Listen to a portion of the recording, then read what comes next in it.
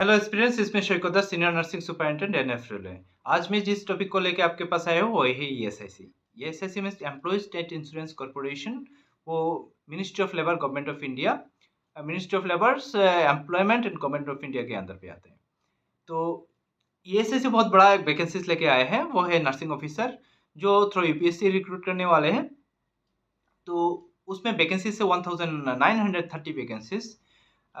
Details अभी तक notification नहीं आए हैं क्योंकि जोनल वाइज कौन सा कितना वैकेंसीज होगा, कहाँ पे कितना आ रहा है, वैकेंसीज इतना नहीं आया है। टोटल वैकेंसीज दिया हुआ है, एज लिमिट देके रखा है इस पे नोटिफिकेशन में, और फॉर्म फिलअप कब होना है वो नोटिफिकेशन में आ गया है। तो फॉर्म फिलअप 7 मार्च टू 27 मार्च के अंदर पे होना है, और फॉर्म फिलअप के बाद 7 डेज दिया है, दैट इज 28 मार्च टू 3 अप्रैल तक आपका करेक्शन का डेट दिया गया है। एज के बारे में मैं बहुत शॉकिंग हूँ क्योंकि पहले 35 इयर्स था, जो इस बार कम करके 30 इयर्स यूआरएन और ईडब्ल्यूएस के लिए रखा गया है। 33 इयर्स ओबीसी के लिए रखा गया है, एंड 35 इयर्स आपका एससी एसटी के लिए रखा गया है। तो वहाँ पे मैं थोड़ा शॉकिंग हूँ एज लिमिट को लेके, OBC and this URN EWS के लिए। तो थोड़ा 3 इयर्स और 5 इयर्स थोड़ा ज़्यादा होना चाहिए था, पहले ऐसा ही था। इवन इन रेलवे ऑल्सो, पता नहीं रेलवे में आपका नोटिफिकेशन जो जुलाई और इसमें आ रहा है, सितंबर में आ रहा है, उसमें भी एज लिमिट क्या होगा, this is very confusing still. तो वो जो होने के बाद मैं आपको बता रहा हूँ क्योंकि इतना 3 अप्रैल के अंदर पे एप्लीकेशन पूरा लेना खत्म हो जाएगा। तो आप सोच रहे हैं बहुत जल्दी एग्जाम होने वाला है, तो मेरा आइडिया है जून तक एग्जाम हो जाएगा आपका ईएसआईसी का। And you people are very lucky क्यों आपको ईएसआईसी का एग्जाम मिल रहा है। ओनली वन रीजन कि जो लोग ईएसआईसी का एग्जाम एक बार दे चुके हैं वो इस बार ईएसआईसी का एग्जाम नहीं दे रहे, और जिन लोगों ने कभी नहीं दिया ईएसआईसी का एग्जाम वो इस बार फास्ट अपीयर्ड हो रहे हैं। This is reason is only one, this is ESIC only 6 and 5 years के बाद एक बार वैकेंसीज निकलते हैं, and you are the lucky person that आपको यूएसएससी की एग्जाम मिल रहा है इस बार। तो एक्चुअली ईएसआईसी को लेकर डिस्कशन करने का और एक रीजन है, वो है ईएसआईसी के बारे में इतना अवेयरनेस नहीं है एग्जाम पैटर्न को लेकर स्टूडेंट को। तो हम लोग नॉर्थ सेट को लेके बहुत बिजी है क्योंकि नॉर्थ सेट कैसे एग्जाम लेवल क्या होता है, कैसा टाइप्स का क्वेश्चन पूछा जाता है, उसको लेके बहुत हम लोग अभी हमारे पास डेटा है। तो एक्चुअली 6 इयर्स पहले, 5 इयर्स से पहले क्या एग्जाम हो गया था उसको लेके हमारा किसी के पास हेडेक नहीं है, तो हम लोग नहीं जानते।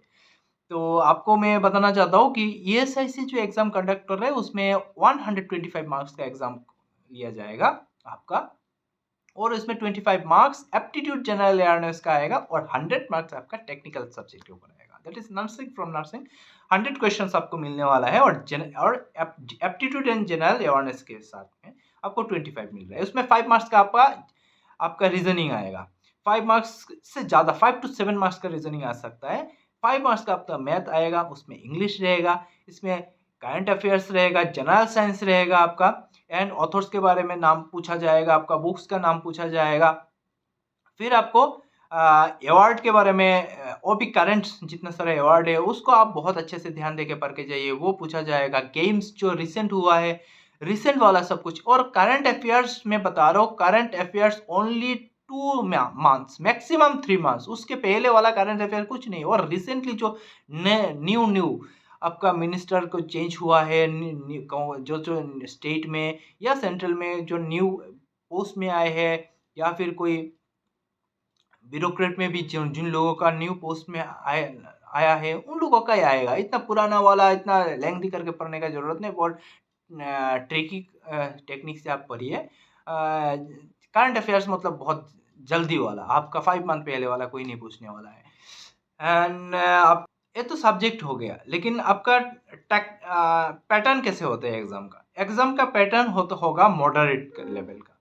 मॉडरेट लेवल का होगा, आपका नोट सेट 4 के जैसा नहीं होगा, एग्जाम अप्लाइड बेस्ड क्वेश्चन नहीं होगा, और रेलवे के जैसा भी नहीं होगा। मतलब क्या है मैं बोलना चाहता हूं, अब रेलवे में क्या आता है, ज्यादा डायरेक्ट क्वेश्चन आता है, और जो आता है आपको तुरंत जो नहीं आएगा, डायरेक्ट क्वेश्चन का आंसर जो नहीं आएगा वो आप अटेम्प्ट ही नहीं कर सकते। और नॉट सेट में आपका अप्लाइड बेस्ड आएगा, आपको क्रिटिकल थॉट्स बहुत अच्छा होना पड़ेगा अप्लाइड बेस्ड क्वेश्चन को आंसर करने के लिए। लेकिन ईएसआईसी तो मिडिल वाला चीज़ है, उसमें क्या होगा, आपका इतना डायरेक्ट क्वेश्चन भी नहीं होगा, इतने अप्लाइड बेस्ड नहीं होगा, थोड़ा ट्रिकी होगा, direct and tricky, not applied based. तो ईएसआईसी के लिए मुझे नहीं लगता है कि आप संडर्स और मोस्बी को लेके बहुत सारा टाइम वेस्ट करें, मुझे नहीं लगता है वो ज़्यादा इफेक्टिव होगा।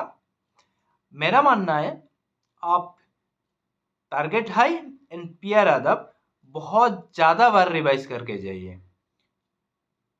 आप सबसे पहले टारगेट एंड पीआर अदब बहुत अच्छे से रिवाइज करके जाइए, आपका बेसिक कॉन्सेप्ट को बहुत अच्छे से क्लियर करिए, आपको ईएसआईसी में इतना ज़्यादा तकलीफ नहीं होगा।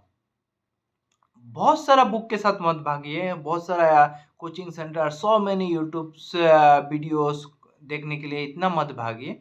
हाँ, देखिए बहुत सारा टीचर्स न्यू न्यू क्वेश्चंस के साथ आते हैं, आप रोज एक दो देख सकते हो, स्पीड अप करके देखिए।